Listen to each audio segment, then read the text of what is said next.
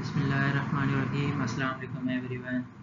आज से हम एक लेक्चर सीरीज़ का आगाज़ करने जा रहे हैं जिसके अंदर हम स्टेट बैंक ऑफ पाकिस्तान में जो वैकेंसीज अनाउंस हुई हैं असिस्टेंट डायरेक्टर की उनको देखेंगे। उनका सिलेबस जो है उस लेक्चर के अंदर देख लेते हैं। इस वीडियो के अंदर हम उसका थोड़ा सा इंट्रोडक्शन देते हैं और जो सिलेबस है, ये जो सिलेबस है वो उनकी वेबसाइट पर तो नहीं आया, लेकिन जो इससे पहले जो पिछली बैचेस हैं जो हो गई हैं 26 हो गई, 24 हो गई या 25, उनको देखकर जो है ना वो सिलेबस बनाया गया है कि उनमें जो क्वेश्चंस आए हैं वो किस टॉपिक से रिलेटेड हैं।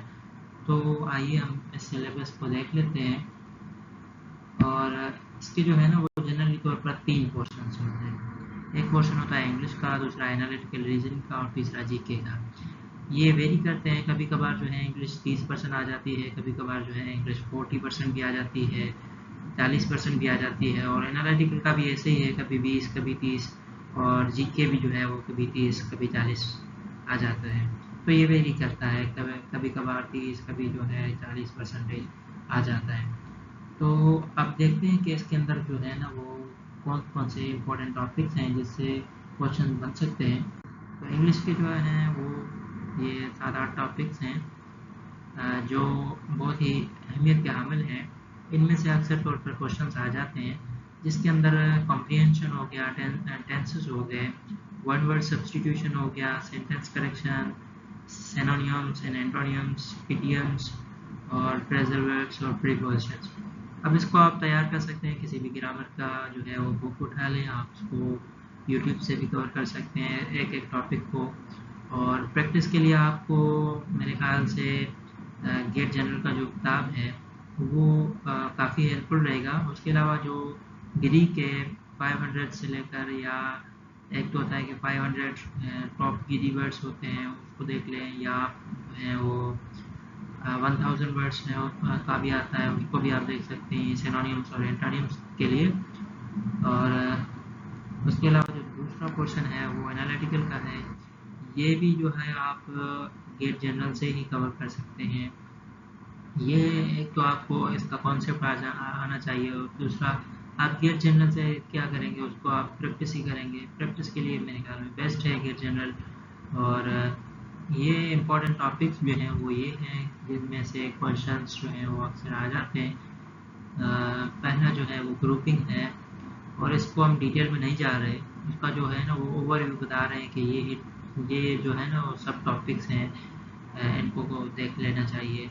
ये जो इम्पोर्टेंट टॉपिक्स जिनसे क्वेश्चंस बनते हैं और बने हैं इससे पहले, सबसे पहले ग्रुपिंग हो गया, सीक्वेंसिंग हो गया, task and performance, passage for questions.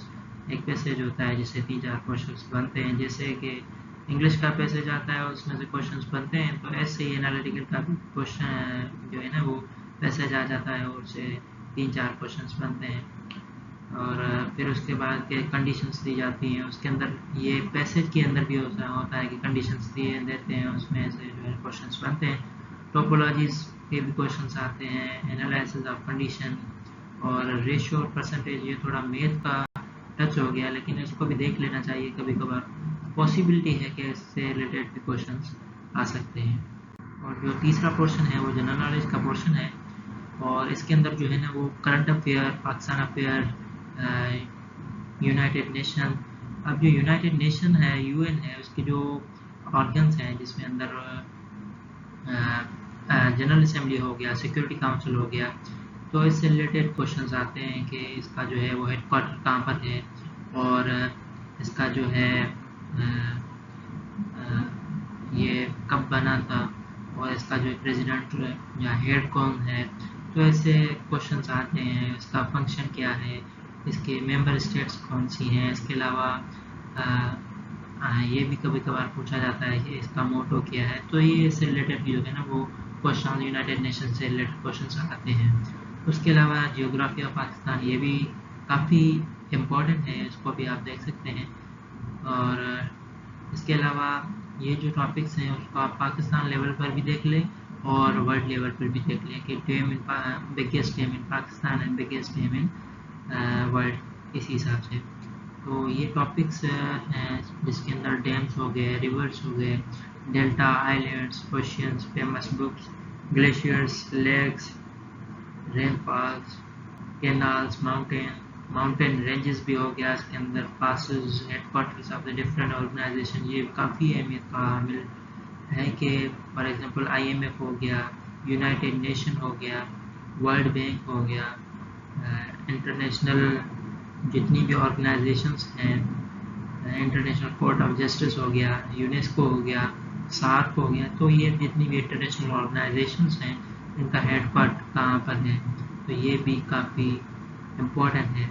इसके अलावा नोबेल प्राइजेस का भी क्वेश्चन आता है कि नोबेल प्राइज़ जो है वो फर्स्ट सब्जेक्ट, एक तो पहले सब्जेक्ट चूज़ करते हैं। फॉर एग्जांपल पीस का हो गया कि पीस का फर्स्ट नोबेल प्राइज़ कब दिया गया, किसको दिया गया, और रिसेंटली जो नोबेल प्राइजेस दिए गए हैं जिसके अंदर फॉर एग्जांपल पाकिस्तान के अंदर नोबेल प्राइज़ किसको मिला था और कौन से सब्जेक्ट के अंदर उसको नोबेल प्राइज़ मिला था, तो ये भी क्वेश्चन जो है ना वो कभी कभार आ जाते हैं। उसके अलावा स्पोर्ट्स से रिलेटेड क्वेश्चन आता ही आता है जिसके अंदर आप PSL के हवाले से हर साल तकरीबन क्वेश्चन आता ही आता है कि PSL का विनर कौन है।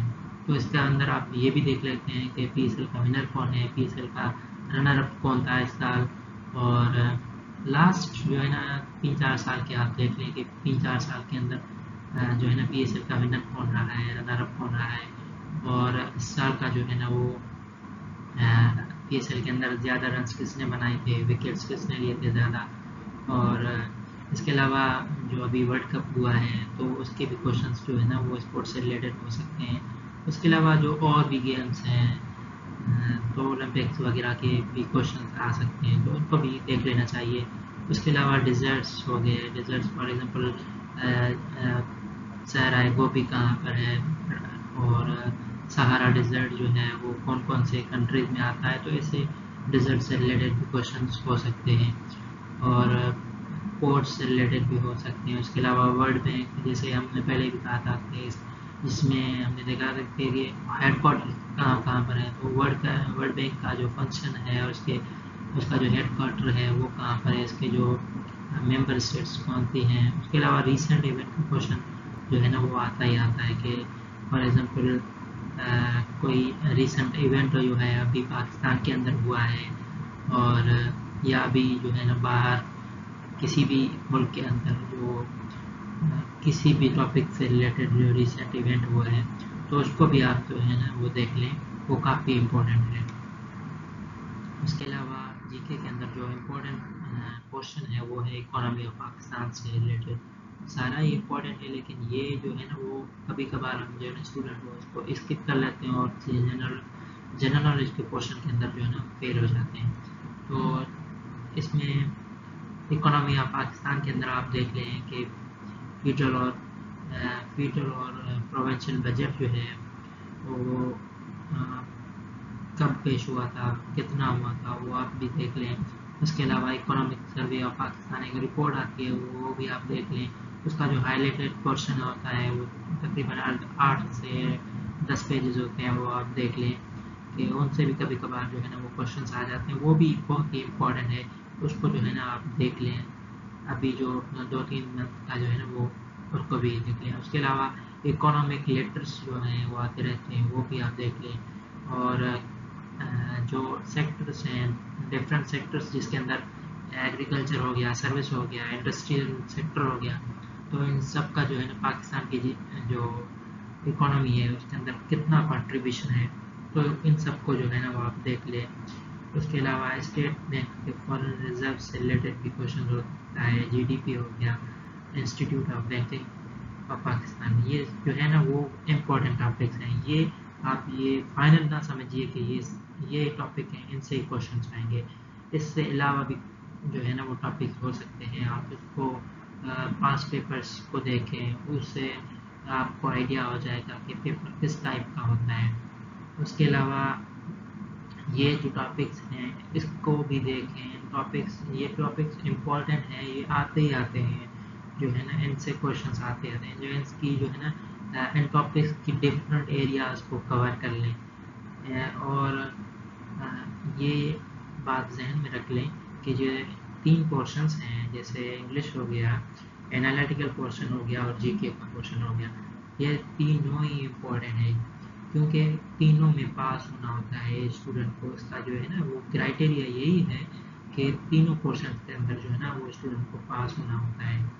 और इसीलिए जो है ना कभी कभार हम एक पोर्शन को ज़्यादा टाइम देते हैं, दो को ज़्यादा देते हैं, और एक जो है ना वो उसको जो है ना छोड़ देते हैं। फिर उसको कभी कभार ये भी होता है कि हम जो है ना एक तीनों पोर्शंस को देते हैं, लेकिन तीनों पोर्शंस के अंदर जो सब टॉपिक्स हैं उनको छोड़ देते हैं। जैसे फॉर एग्जांपल इस इंग्लिश के अंदर हमने प्रीपोजिशन को छोड़ दिया, एंटोनियम और सिनोनिम्स को छोड़ दिया, एक और टॉपिक को हमने छोड़ दिया। तो हमने कहा कि ये तो हमें आता है, तो इसको जो है ना देख लेंगे, ऐसे ही टेस्ट का जो है ना दिन आ जाता है, तो ये हम मिस कर लेते हैं। तो ऐसा नहीं होना चाहिए। सारे जो सब्जेक्ट्स हैं, इंग्लिश, एनालिटिकल और जीके, इन तीनों को पहले आप देखें, और इन तीनों के अंदर कौन कौन से इम्पोर्टेंट टॉपिक्स हैं पहले उनको कवर करें, और हर एरिया से, हर एंगल से, हर डायरेक्शन से जो है ना वो टॉपिक्स को कवर करने की कोशिश करें। तो इंशाल्लाह जो है ना वो आपका पेपर हो जाएगा। अल्लाह हाफिज़।